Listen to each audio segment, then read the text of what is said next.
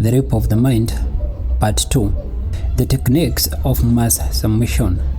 The purpose of the second part of this book is to show various aspects of political and non-political strategy used to change the feelings and thoughts of the masses, starting with simple advertising and propaganda, then surveying psychological warfare and actual Cold War, and going to examine the means used to internal streamlining of man's thoughts and behavior.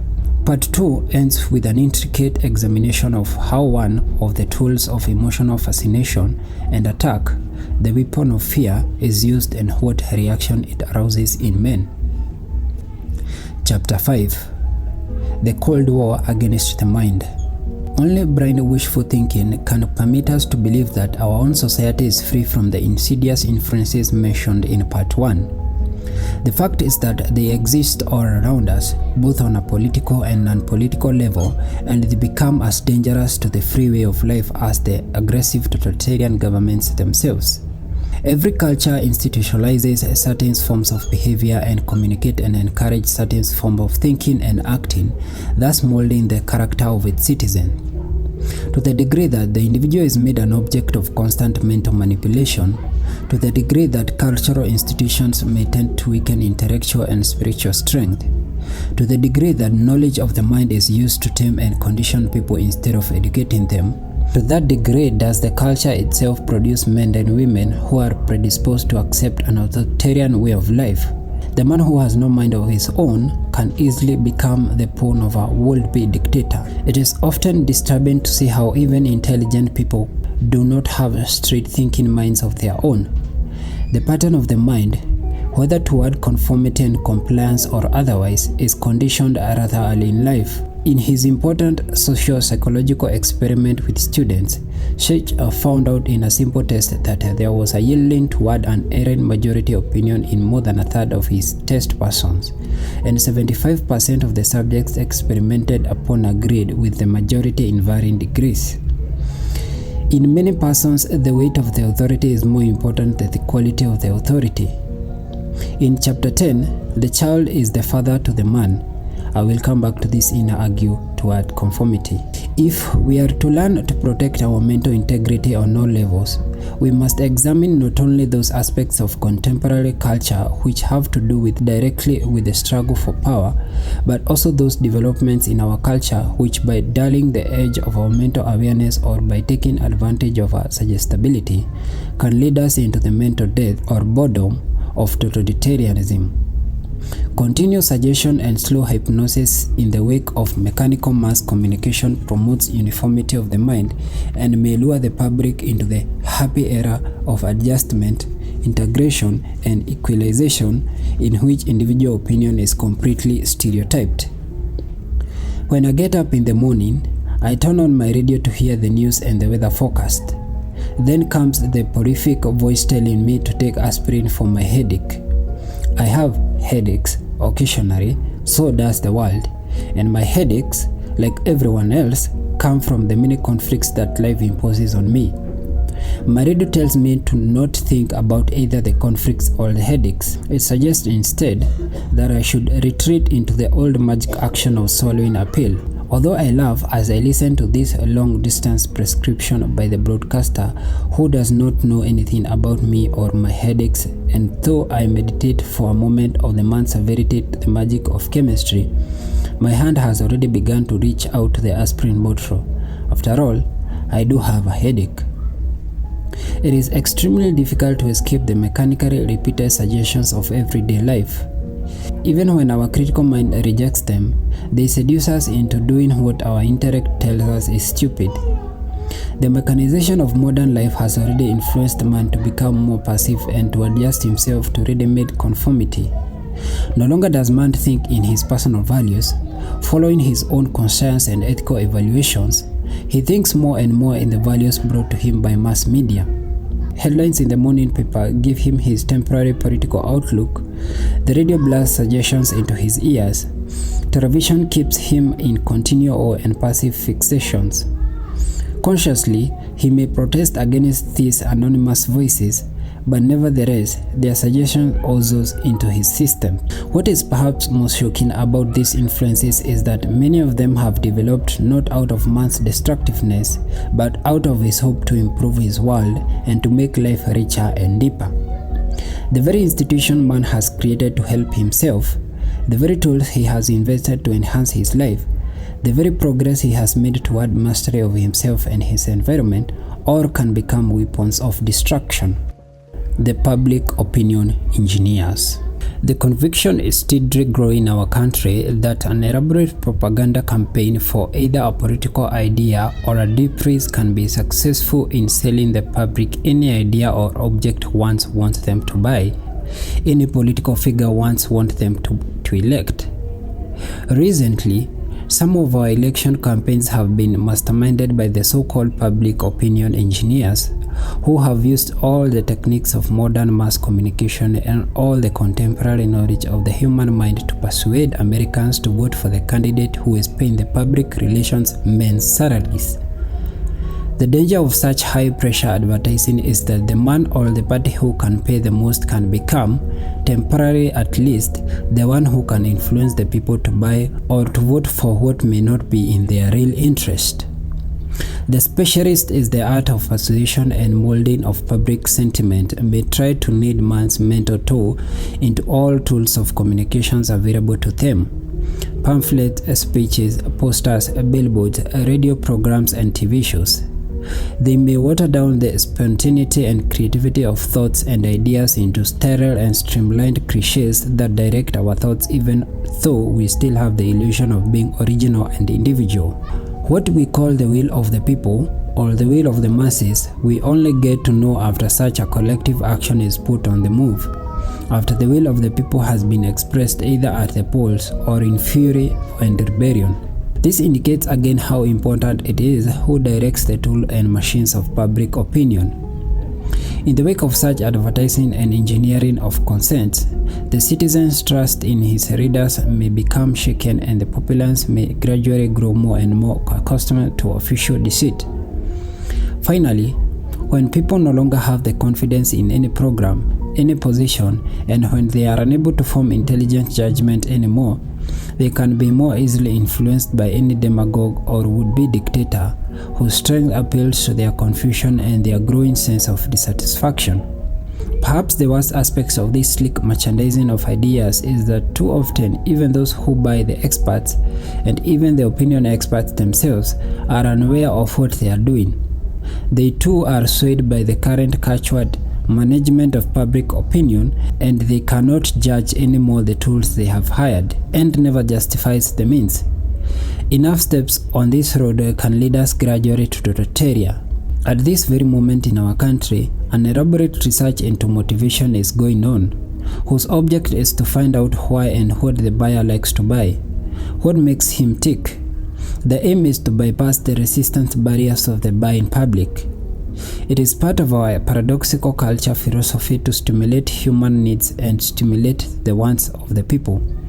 Commercialized psychological understanding wants to sell to the public, to the potential buyer, many more products than he really wants to buy. In order to do this, rather infertile impulses have to be awakened, such as sibling rivalry and neighbor envy, and the need to have more and more sweets, the grammar of colors, and the need for more and more luxuries. The commercial psychologist teaches the seller how to avoid unpleasant association in his advertising, how to stimulate unobstructively sex associations, how to make everything look simple and happy and successful and secure. He teaches the shops how to boost the buyer's ego, how to flatter the customer. The marketing engineers have discovered that our public wants the suggestion of strength and virility in their products. A car must have more horsepower in order to balance feelings of inner weakness in the owner. A car must represent one's social status and reputation, because without such a flag, man feels empty. Advertising agencies dream of universitas advertises, the world of glittering sham ideas, the glorification of mundus disipi, the intensification of snob appeal, the expression of vulgar conspicuousness, and all this in order to push more sales into the greedy mouths of buying babies. In our world of advertising, artificial needs are invented by seductive sellers and buyers. Here lies the threat of building up a sham world that can have dangerous influences on our world of ideas. This situation emphasizes the neurotic greed of the public, the need to indulge in private fancies at the cost of an awareness of real values. The public becomes conditioned to meretricious values. Of course, a free public gradually finds its defense against the slogans, but dishonesty and mistrust slip through the barriers of our conscience and leave behind a gnawing feeling of dissatisfaction. After all, advertising symbolizes the art of making people dissatisfied with what they have. In the meantime, it is evident man sustains a continuous sneak attack on his better judgment. In our epoch of too many noises and many frustrations, many free minds have given up the struggle of decency and individuality. They surrender to the zeitgeist, often without being aware of it. Public opinion molds our critical thoughts every day. Unknowingly, we may become opinionated robots. The slow coercion of hypocrisy, of traditions in our culture that have rippling effect. These things change us. We crave excitement, hair-raising stories, and sensations. We search for situations that create a superficial fear to cover up inner anxieties. We like to escape into the irrational because we dislike the challenge of self-study and self-thinking. Our leisure time is occupied increasingly by automized activities in which we take no part. Listening to pinned-in words and viewing television screens. We hurry along with cars and go to bed with a sleeping pill. This pattern of living in turn may open the way of renewed sneak attacks on our mind. Our boredom will welcome any seductive suggestion. Psychological warfare as a weapon of terror. Every human communication can be either a report of straight facts or an attempt to suggest things and situations as they do not exist. Such distortion and perversion of facts strike at the core of human communication. The verbal battle against man's concept of truth and against his mind seems to be careless.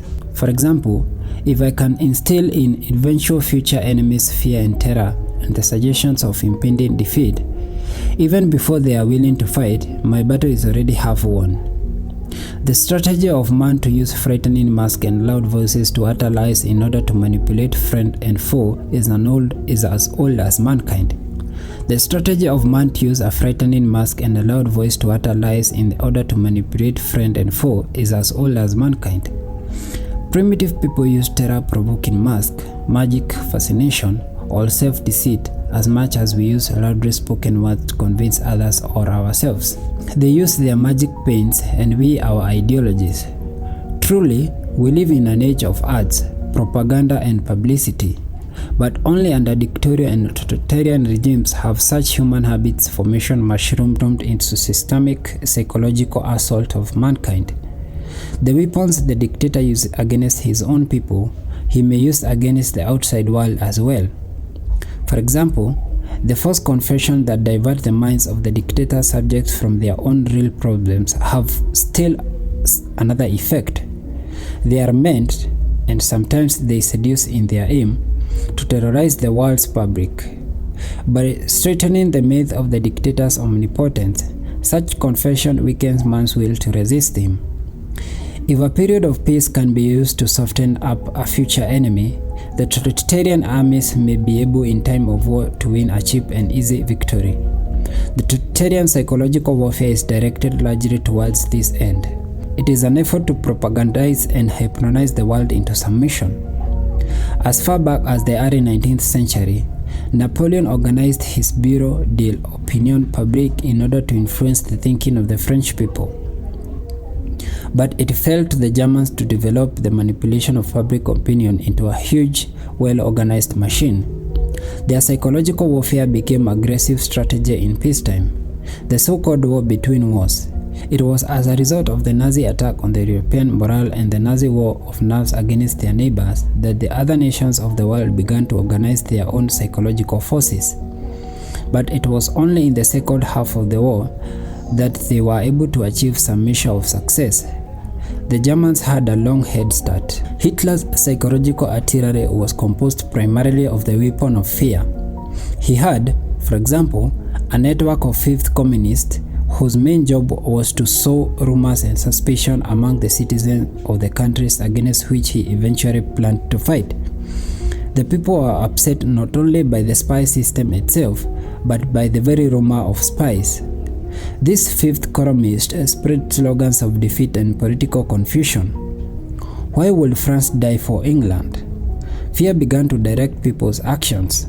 Instead of facing the real threat of German invasion, instead of preparing for it, all of the Europeans shuddered at spy stories, discussed irrelevant problems, argued endlessly about scapegoats and minorities. Thus Hitler used the rampant, vague fears to becloud the real issues, and by attacking his enemies' will to fight, weakened them. Not content with this strategic attack on the will to defend oneself, Hitler tried to paralyze Europe with the threat of terror, not only the threat of bombing, destruction and occupation, but also the psychological threat implicit in his own boast of ruthlessness. The fear of an imbecile foe makes man more willing to submit even before he has begun to fight. Hitler's criminal acts at home, the concentration camps, the gas chambers, the mass murders, the atmosphere of terror through Germany were as useful in the service of fear-instilling propaganda machinery as they were part of his delusions. There is another important weapon the totalitarians use in their campaign to frighten the world into submission. This is the weapon of psychological shock. Hitler kept his enemies in a state of constant confusion and diplomatic upheaval. They never knew what this unprecedented madman was going to do next. Hitler was never logical, because he knew that was what he was expected to be.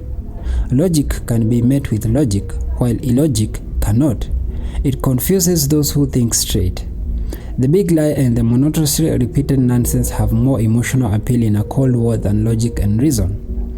While the enemy is still searching for a reasonable counter-argument to the first lie, the totalitarian can assault him with another. Strategical mental shocks were the instrument the Nazis used when they entered the Rhineland in 1936 and when they concluded their non-aggression pact with Russia in 1939. Stalin used the same strategy at the time of the Korean invasion in 1950, which he directed, as did the Chinese and the North Koreans when they accused the United States of bacteriological warfare. By acting in this apparent irrational way, the totalitarians throw theological-minded enemies into confusion. The enemy feels compelled to deny the propagandist's lies or to explain things as they really are, and these actions immediately put him in the weaker defensive position. For the galloping lie can never be overtaken, it can only be overthrown. The technique of psychological shock has still another effect. It may so confuse the mind of the individual citizen that he ceases to make his own evaluation and begins to lean passively on the opinion of others. Hitler's destruction of Warsaw and Rotterdam after the armistice in 1940, a complete violation of international law, immobilized France and shook other democratic nations. Being in a paralysis of moral indignation, they became psychologically ill-equipped to deal with the Nazi horrors. Just as the technology advances of the modern world have refined and perfected the weapons of physical warfare, so the advance in man's understanding of the manipulation of public opinion have enabled him to refine and perfect the weapons of psychological warfare. The indoctrination barrage. The continual intrusion into our minds of the hammering noises of arguments and propaganda can lead to two kinds of reactions. It may lead to apathy and indifference, the "I don't care" reaction, or to a more intensified desire to study and understand. Unfortunately, the first reaction is more popular one. The fright from study and awareness is much too common in a world that throws too many confusing pictures to the individual. For the sake of our democracy, based on freedom and individualism, we have to bring ourselves back to study again and again. Otherwise, we can become easy victims of well-planned verbal attack on our minds and consciousness. We cannot be enough aware of the continual coercion of our senses and minds, and the continual suggestive attacks which may pass through the intellectual barriers of insight. Repetition and Pavlovian condition exhaust the individual and may seduce him ultimately to accept a truth he himself initially defied and scolded. The totalitarian are very ingenious in arousing latent guilt in us by repeating over and over again how criminally the Western world has acted toward innocent and peaceful people. The totalitarian may attack our identification with our leaders by ridiculing them, making use of every man's latent critical attitude towards all leaders. Sometimes they use the strategy of boredom to lull the people to sleep. They would like the entire Western world to fall into a hypnotic sleep and the illusion of peaceful coexistence. In more refined strategy, they would like us to cut all ties of loyalty with the past, away from relatives and parents. The more you have forsaken them and their so-called outmoded concept, the better you will cooperate with those who want to take mental possession of you.